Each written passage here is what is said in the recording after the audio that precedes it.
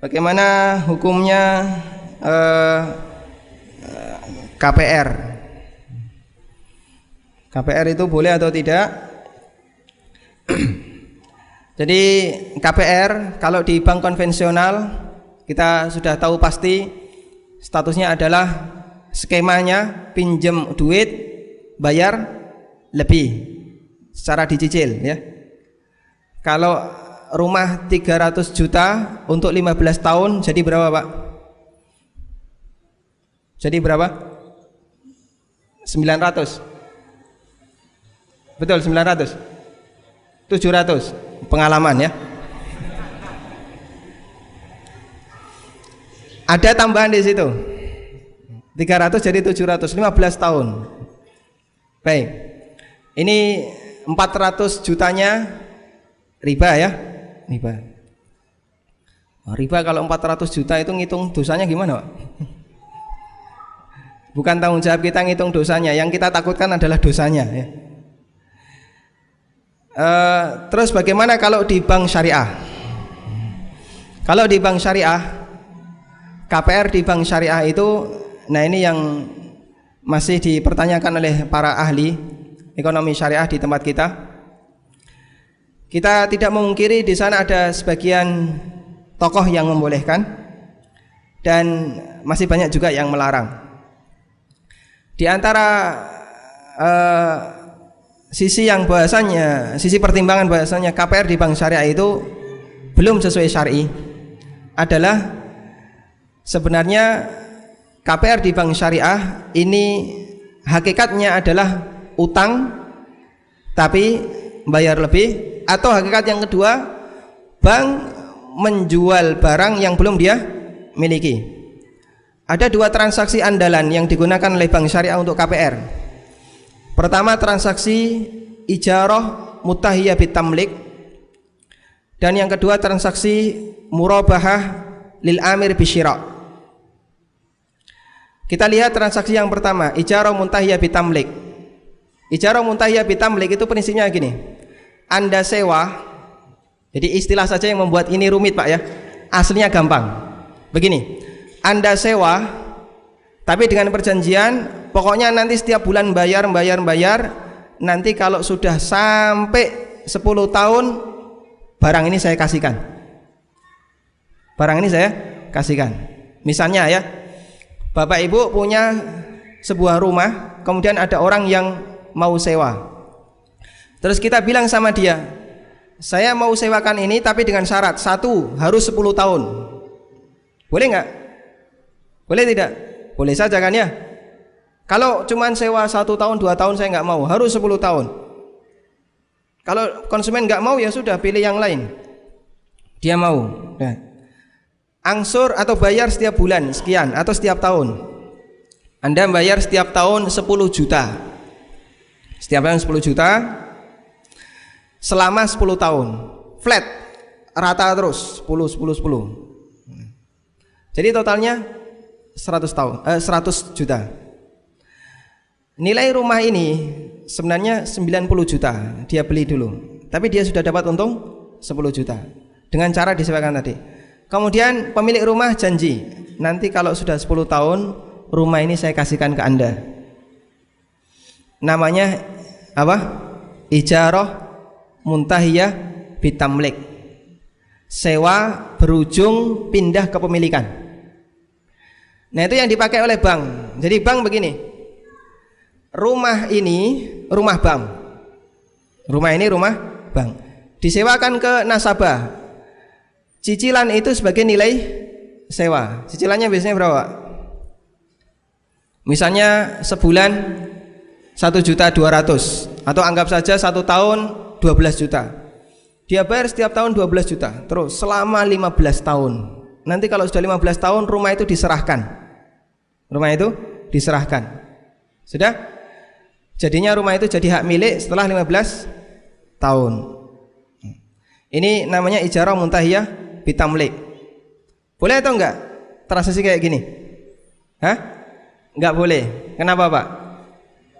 Ada dua akad. Yang pertama yang mana sewa, yang kedua jual beli. Baik, ya. kepemilikan. Begini, ijarah muntahiyah bitamlik, konsekuensinya itu berbeda.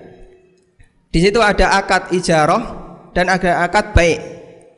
Padahal yang namanya sewa dengan baik, dengan jual beli itu konsekuensinya beda. Sewa itu pindah kepemilikan atau tidak? Tidak. Kalau baik pindah kepemilikan atau tidak? Pindah kepemilikan.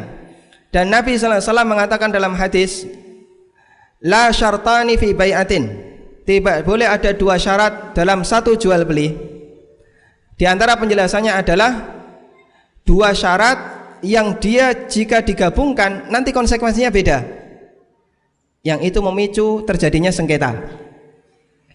Sehingga ijarah muntahiyah bitamlik berdasarkan hadis la syartani fi bai'atin dilarang oleh sebagian ulama. Karena sewa sama jual beli itu konsekuensinya beda. Yang satu pindah kepemilikan, yang satu tidak pindah kepemilikan. Terus bagaimana yang boleh? Yang boleh itu ijarah muntahiyah bil wa'di bitamlik. Ketambahan kata al wa'di. Sewa berujung janji beli. Gimana ini? Jadi 15 tahun tapi nanti janji. Pokoknya kalau sudah 15 tahun janji kita jual beli. Ini repot lagi. Terus gimana? Karena baru janji beli dan janji itu bukan akad, maka dia tidak mengikat. Dia tidak mengikat. Sehingga dia tidak mempengaruhi syarat pertama dan syarat kedua. Mahfum? Syarat pertama jalan sendiri, syarat kedua jalan sendiri. Dipisahnya dengan janji. Ketika dia sudah sewa 15 tahun, rumah ini punya siapa? Punya siapa? Masih pemilik pertama. Bukan penyewa. Sudah? Kemudian kemarin kan janji beli, mengikat tidak? Tidak mengikat. Artinya begini, karena tidak mengikat, berarti akad sewa ini enggak terganggu. Akad sewa tidak terganggu. Karena tidak mengikat, maka janji kemarin tidak harus ditepati. Berarti bisa saja terus pemilik rumah ini, saya nggak jadi mau jual, silahkan Anda pergi dari sini. Loh, terus kemarin yang saya bayarkan itu nilai uang sewa, bukan uang cicilan. Anda silahkan mau cari rumah yang lain kalau mau beli rumah. Ini janji yang tidak mengikat. Atau si penyewa terus, saya nggak jadi beli rumah Anda, saya tak cari yang lain, silahkan saja. Nah, ini ijarah muntahiyah bitamlik. Baik, Pak. Semakin rumit ya. Dan itu memicu yang namanya sengketa. Makanya kemudian para ulama melarang hal ini, dan ini skema yang tidak dibenarkan untuk jual beli. Apalagi ya, bank itu boleh enggak beli rumah untuk dijual? Misalnya ada bank, kemudian dia beli rumah banyak terus disewakan, dikontrakkan, boleh nggak? Boleh nggak bank melakukan seperti ini? Nggak boleh, Pak. Selama bank itu masih terikat dengan regulasi BI, dia di bawah regulasi BI, tidak dibenarkan melakukan bisnis real. Bank boleh beli rumah tapi dipakai kantor. Tapi kalau bank beli rumah mau disewakan, tutup itu bank, dilikuidasi dia, nggak boleh. Karena itu sebenarnya rumah ini rumah siapa? Rumah ini rumah siapa? Rumah kontraktor, tapi disewakan oleh bank. Loh, kamu kok menyewakan rumah orang lain tuh atas dasar apa? Ini rumah kontraktor, belum pindah tangan ke bank, tapi disewakan oleh bank. Duitnya dinikmati bank. Nah, itu sisi janggalnya ketika ada sebuah bank menggunakan transaksi ijarah muntahiyah bitamlik. Atau yang kedua, transaksi murabahah lil amir bisyira. Murabahah itu sederhana, Pak. Murabahah itu prinsipnya begini. Anda jual barang, kemudian ketemu konsumen. Saya beli ini 100, arep mbateni piro? Ya tak tuku 120. Ini namanya jual beli murabahah. Di situ ada dua unsur. Pertama apa? Harga kulaan disebutkan. Jujur dia. Saya beli ini 100, jujur. Unsur yang kedua ada untungnya. Mau ngasih untung berapa? Saya kasih untung 20.000. Boleh atau tidak? Boleh. Ini namanya jual beli murabahah. Sebenarnya kita sering mempraktekannya, Pak. Cuman kadang nggak tahu istilahnya, jadinya terasa keren saja istilahnya. Akrab di tempat kita murabahah itu. Nah, ini ada kasus murabahah lil amir bisyira. Ini sebenarnya sering kita lakukan. Bapak Ibu tahu yang namanya mindring?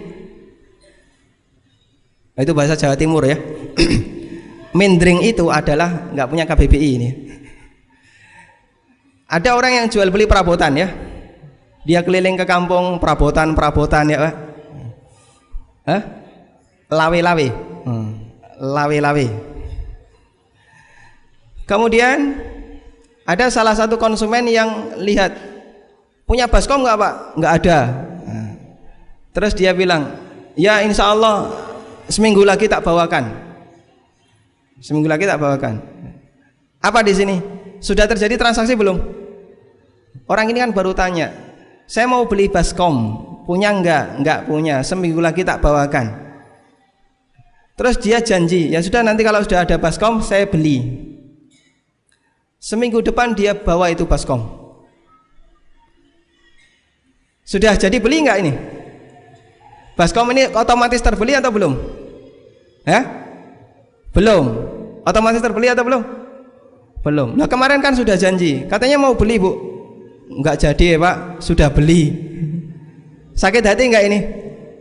Biasa saja. Nanti kalau enggak laku di sini kan laku di sana ya. Ini namanya murabahah lil amir bisyira. Kalau dia jadi beli, berapa harganya? Dia nyebut harga, modal saya sekian, arep dibadani piro silahkan. Jadinya murabahah lil amir bisyira. Itu akrab dengan kita transaksi itu. Tapi karena istilahnya saja yang mungkin buat orang itu semakin kayaknya sangar begitu Pak ya. Syaratnya apa murabahah lil amir bisyira ini? Anda harus punya barang itu. Mau dijual tapi nggak punya barang, ini dilarang. La tabi ma laisa indak. Jangan kamu jual barang yang tidak kamu miliki. Hadis dari Hakim bin Hizam. Ketika bank itu mau melakukan murabahah untuk rumah, pertanyaan satu lagi, rumah ini punya siapa? Bank tidak beli rumah ya. Bank kan tidak boleh beli rumah untuk dijual. Kalau bank beli rumah untuk dijual, bank dilarang dalam aturan mereka, dalam aturan BI. Karena itulah sistem seperti ini hakikatnya tidak berbeda dengan praktek pinjam duit bayar lebih, meskipun dia pakai nama murabahah lil amir bisyira atau ijarah muntahiyah bitamlik, aslinya tidak ada bedanya. Karena dua transaksi ini tidak berlaku secara hakikat. Wallahu alam.